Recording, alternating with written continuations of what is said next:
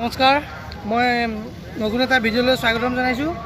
আজি যোৰহাটৰ যি মাছমজিয়া আমাৰ জগন্নাথ বৰুৱা কলেজৰ সন্মুখত যি ফিল্ড, সেই ফিল্ডত আমাৰ হিমন্ত বিশ্ব শৰ্মাই এনে বহুতো মন্ত্ৰী আহি গোট খাইছে। গোট খাই পিনি ইয়াত কেবিনেট বৈঠক হৈছে। সেই বৈঠকত এখন মিটিং হৈছে। সেই কেবিনেট বৈঠক আমাৰ চাৰ্কিট হাউচত হ'ব, কিন্তু আমাৰ হিমন্ত বিশ্ব শৰ্মাই এতিয়া মই আহি দেখা পালোঁ তেওঁ ভাষণ দি আছে। সেই ভাষণ আপোনালোকক দেখাবলৈ চেষ্টা কৰিম। আৰু কিমান মানুহ হৈছে আপোনালোকে চাই থাকক ভিডিঅ'টো। বহুতো মানুহ ইয়াত সমাগম হৈছে। সেই মানুহখিনি আপোনালোকক দেখাবলৈ চেষ্টা কৰিম। চাওক কিমান মানুহ হৈছে, আৰু মই ভিডিঅ'ত দেখাবলৈ চেষ্টা কৰিম। ভিডিঅ'লৈ সোমাই গৈছোঁ। এয়া আমাৰ লগত আছে প্ৰণৱ দা, লগত আছে। এয়া মই ভিডিঅ'লৈ সোমাবলৈ চেষ্টা কৰিছোঁ।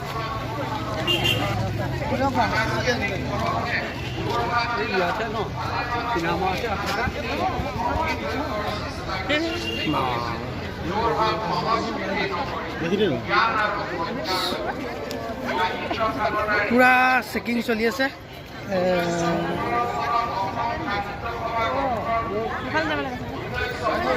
ভিতৰলৈ সোমাই চাওঁ, মোবাইল নিব দিয়ে নাই ঠিক নাই, কিন্তু গৈ চাওঁ, ভিতৰলৈ সোমাই চাওঁ।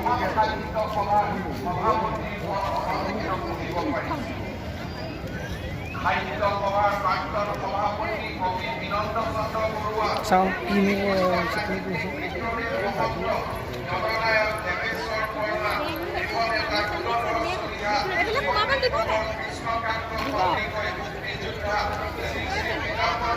চেকিং কিন্তু চলিছে। চেৰাপুকীত নিবলে নাই নেকি?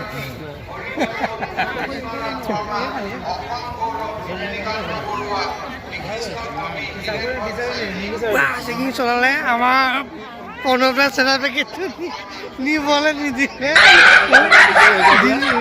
চেৰাপেকেটটো নিব নিদিলে বেয়া লাগিছে। পাছত যাওঁতে লৈ যাম বাৰু। এতিয়া মই আপোনালোকক আমাৰ হিমন্ত বিশ্ব শৰ্মাদেৱে ভাষণ দি আছে। সেই ভাষণ প্ৰজেক্টৰ দ্বাৰা আমাৰ বাহিৰা স্ক্ৰীণতো দেখুওৱা হৈছে। সেইটো আপোনালোকক দেখাই আছোঁ। ভিডিঅ'টো চাই থাকিব। মই মানুহৰ সমাগমটো আপোনালোকক ভালদৰে দেখাব পৰা নাই। এতিয়া চাব মানুহৰ সমাগমটো কিমান হৈছে।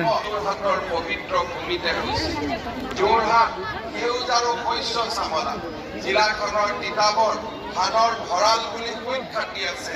জীৱন অভয়াৰণ্য আৰু পক্ষীৰ কাকলিৰে মুখৰিত বিলসমূহেৰে সমৃদ্ধ যোৰহাট প্ৰাকৃতিক সম্পদৰ চহকী। বহুতো যুগান্তৰকাৰী ঘটনাৰ স্নায়ু কেন্দ্ৰ, অসমৰ বৌদ্ধিক সাংস্কৃতিক চিন্তনৰ পীঠস্থান যোৰহাট, যাতে অসম তথা দেশৰ মানচিত্ৰ উজ্বলি থাকে। প্ৰজেক্টৰ যি স্ক্ৰীণত তেওঁ ভাষণসমূহ দেখাই থকা হৈছে, মই সেই দেখাবলৈ চেষ্টা কৰিছোঁ। ভিডিঅ'টো চাই থাকক। এটা অত্যন্ত গৌৰৱ যে যোৰহাটবাসী ৰাইজৰ বাবে আমাৰ মানৱ পথত থকা কেইবাটাও প্ৰকল্প আজি আমি ধৰাতললৈ লৈ আহিছোঁ। লাচিত বৰফুকনৰ সমাধি এই যোৰহাট জিলাতে অৱস্থিত।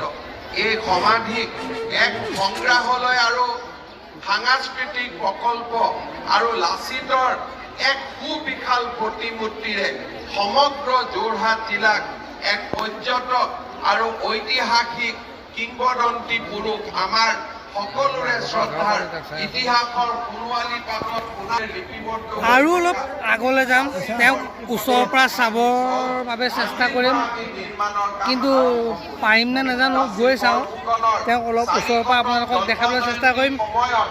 তেওঁ কি পিন্ধি আহিছে, কেনেকুৱা ধৰণৰ কাপোৰ পিন্ধি আহিছে, আৰু কেনেধৰণৰ ভাষণ দিছে মানুহক।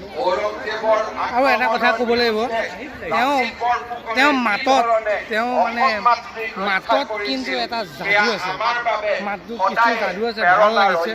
তেওঁ মাতটোত বৰ ধুনীয়াকৈ সজোৱা হৈছে। আমি 150 কোটি টকা ব্যয় কৰি এই লাচিত বৰফুকনৰ স্মাৰক প্ৰকল্প আমি নিৰ্মাণ কৰিম, আৰু অহা 2 বছৰৰ ভিতৰত এই প্ৰকল্পৰ নিৰ্মাণৰ কাম আমি সম্পূৰ্ণ কৰিম। শ্ৰদ্ধাৰ ৰাইজ, যোৰহাটৰ চিকিৎসা মহাবিদ্যালয়ৰ উৰণীয়া সেতুৰ নিৰ্মাণৰ কামো আৰম্ভ হ'ব। আজি আমি যোৰহাট জিলাৰ ৰাইজৰ বাবে লৈ অহা এটা ডাঙৰ প্ৰকল্প হ'ল যোৰহাট আৰু কমাৰবন্ধা পথ। প্ৰায় 270 কোটি টকা এই প্ৰকল্পত আমি ব্যয় কৰিম। প্ৰায় 10 কিলোমিটাৰৰ নলাপথ নিৰ্মাণ কৰা হ'ব, 32 কিলোমিটাৰৰ ৰাস্তা নিৰ্মাণ কৰা হ'ব আৰু ৰাষ্ট্ৰীয় ঘাইপথৰ আৰ্হিত আমি ইয়াক এটা ইকনমিক কৰিডৰ হিচাপে আমি নিৰ্মাণ কৰিম। প্ৰকল্পৰ কাম ইতিমধ্যে আৰম্ভ হৈছে আৰু এই প্ৰকল্পই যোৰহাটৰ অৰ্থনৈতিক জীৱনলৈ এক বিশাল বৰঙণি আগবঢ়াব। যোৰহাটৰ ষ্টেডিয়ামত আমি আজি এই সভা কৰিছো। যোৰহাট ষ্টেডিয়ামখন বৰ্ড অফ স্পৰ্টছৰ অধীনত থকাৰ পিছতো এই ষ্টেডিয়ামৰ বাবে উপযুক্ত ধন নোহোৱাৰ বাবে ই যি ধৰণে আগবাঢ়ি যাব লাগিছিল তাক যাব পৰা নাছিল। আজি আমি যোৰহাট জিলাৰ কাৰ্যালয় চিনামৰালৈ লৈ যাম।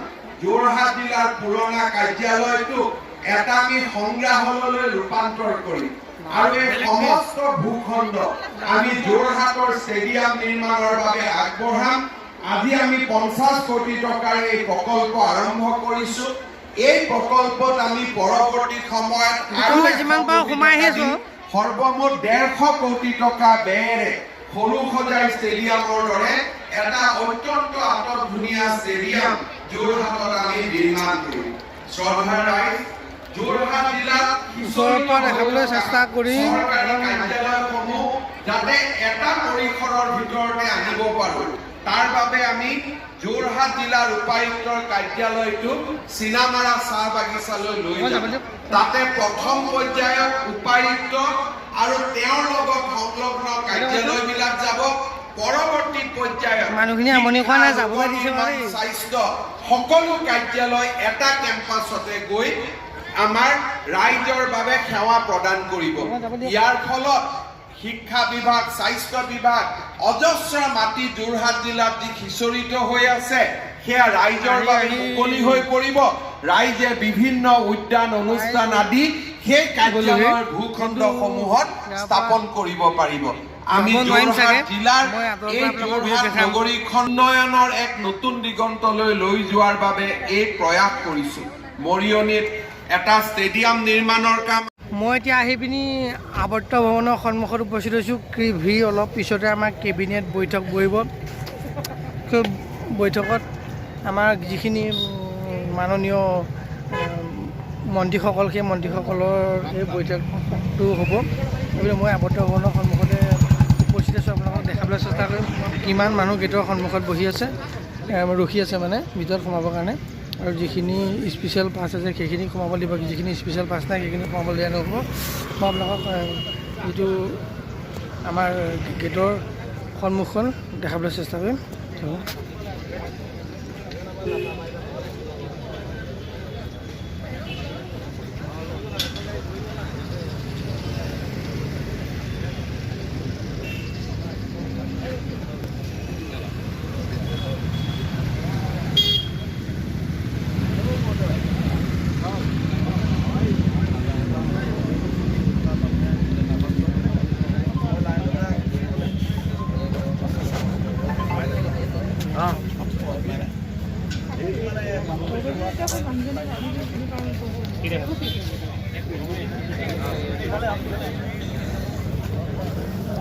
ভিতৰত কিছু সুন্দৰকৈ, অতি সুন্দৰকৈ সজোৱা হৈছে এই কেবিনেট বৈঠকৰ কাৰণে। আৰু এই কেবিনেট বৈঠক হোৱাৰ বাবে আমাৰ এই ৰাস্তা পদূলি বহুত চাফা চিকুণ কৰা হ'ল। সন্ধিয়া সময়ত এই যিটো আমাৰ যিটো বিগ বজাৰ আছিলে, স্মাৰ্ট বজাৰৰ সন্মুখৰ যিটো ৰাস্তা, সেই ৰাস্তাটো বহুত আটক ধুনীয়াকৈ সজোৱা হৈছে। আৰু আমাৰ যি আৱৰ্ত ভৱনৰ ভিতৰতো কিমান ধুনীয়াকৈ সজোৱা হৈছে আপোনালোকে মানে ভাবিব নোৱাৰে মানে ইমান ধুনীয়াকৈ সজোৱা হৈছে।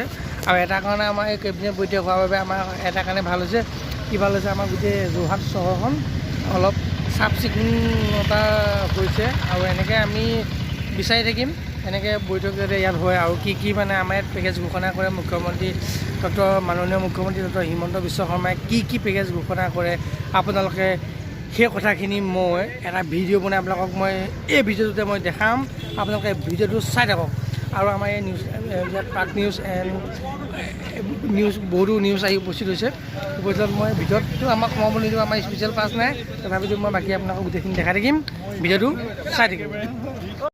সন্ধিয়াৰ যি সৌন্দৰ্য, আমাৰ এই যি বৰুৱা চাৰিআলিৰ সন্মুখেদি JB ৰোডৰ যি সৌন্দৰ্য মই আপোনালোকক দেখাম, কি ধুনীয়াকৈ আটতকৈ সজাই ৰাখিছে। মই এই সন্ধিয়া সময়টোৰ কাৰণে বহুত অপেক্ষা কৰিলোঁ এই ভিডিঅ'টো বনাবৰ কাৰণে। আপোনালোকক দেখাই যাম ইমান ধুনীয়াকৈ আটত ধুনীয়াকৈ আমাৰ এই যোৰহাট নগৰখনৰ JB ৰোডটো সজাই তুলিছে আৱদ্ধ ভৱনলৈকে, আমাৰ দৰ্শন কোম্পানীলৈকে। সেই সকলো দৃশ্য মই আপোনালোকক দেখাইছোঁ। আপোনালোকে ভিডিঅ'টো চাই থাকক আৰু জনাব কেনেকুৱা লাগিছে, আৰু এই কোনোবাই যদি গম পোৱা নাই কোনডোখৰত আছে কি কথা কমেণ্টত জনাওক, মই নিশ্চয় জনাম। আৰু কেনেকুৱা লাগিছে কিন্তু নজনাকৈ নাথাকিব। Please comment, share, like and subscribe please. চাই থাকক আপোনালোকে কি ধুনীয়াকৈ আমাৰ এই JB ৰোডটো সজোৱা হৈছে। কি ধুনীয়াকৈ সজোৱা কিছু ভাল লাগিছে। মই আপোনালোকক দেখাই থাকি ভিডিঅ'টো ভালদৰে চাই থাকিব। ধুনীয়া লাগিছে। নতুনকৈ ৰোডটো বনোৱা হৈছে, তাত কিছুমান গ্ৰাফিক্স আমাৰ ছিগনেল দি আছে। মই এইফালে যাব পাৰিম, সেইবাবে গুচি আহিছোঁ। আহি আছোঁ এইফালে আমাৰ কি ধুনীয়াকৈ সজাইছে আৱদ্ধ ভৱনৰ সন্মুখত মই পাইছোঁহি। পাই পিনি এয়া আপোনালোকক দেখাইছোঁ কি ধুনীয়াকৈ সজাইছে আমাৰ এই আৱদ্ধ ভৱনৰ। মই যিখন পাছৰ গেট সেইখন আপোনালোকক দেখাইছোঁ। মই আপোনালোকে চাই থাকক ভিডিঅ'টো।